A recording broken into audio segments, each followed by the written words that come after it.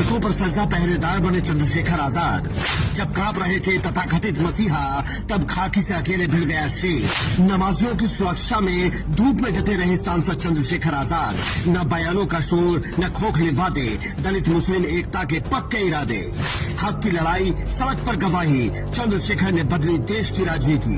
डर के आगे डट गया अम्बेडकर का सिपाही, विरोधियों की बोलती बंद। उत्तर प्रदेश में ईद उल अजहा का त्योहार पूरे देश ने देखा। शांति और भाईचारे की तस्वीरें भी आईं, लेकिन इसी बीच यूपी की सड़कों से एक ऐसी तस्वीर सामने आई जिसने हिंदुस्तान की तथाकथित सेक्युलर राजनीति के चेहरे पर एक करारा तमाचा जड़ दिया।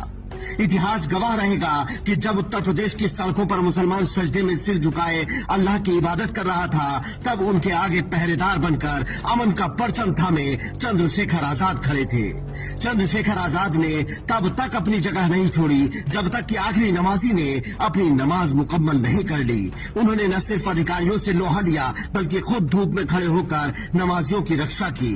एक तरफ सूबे के मुखिया योगी आदित्यनाथ का सख्त फरमान था, तो दूसरी तरफ जमीन पर डटा एक युवा सांसद था जिसने साबित कर दिया कि वो सिर्फ संसद में दहाड़ना नहीं जानता, बल्कि सड़क पर अपनों की हिफाजत करना भी जानता है। चंद्रशेखर आजाद के इस कदम ने आखिर क्यों विरोधियों की बोलती बंद कर दी है, हम आपको बताते हैं कैसे।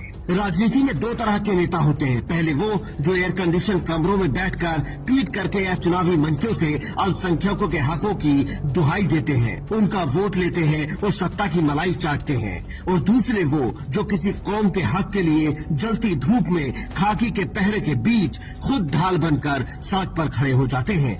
वही है चंद्रशेखर आजाद। त्योहार का मौका था और माहौल में एक अजीब सी बंदिशों का साया था। ईद से ठीक 3 दिन पहले उत्तर प्रदेश के मुख्यमंत्री योगी आदित्यनाथ ने प्रशासनिक अमले को एक सख्त हिदायत दी थी। फरमान साफ था, किसी भी कीमत पर सड़क पर नमाज नहीं पढ़ी जाएगी। प्रशासन मुस्तैद था, पुलिस की लाठियां तैयार थी और हवा में एक डर का माहौल बनाने की कोशिश जारी थी।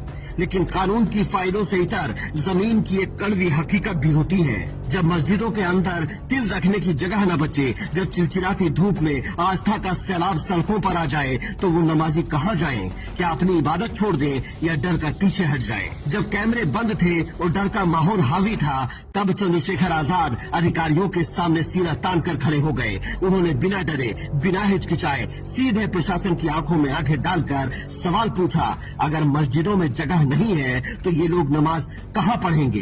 क्या ये इस देश के नागरिक नहीं है?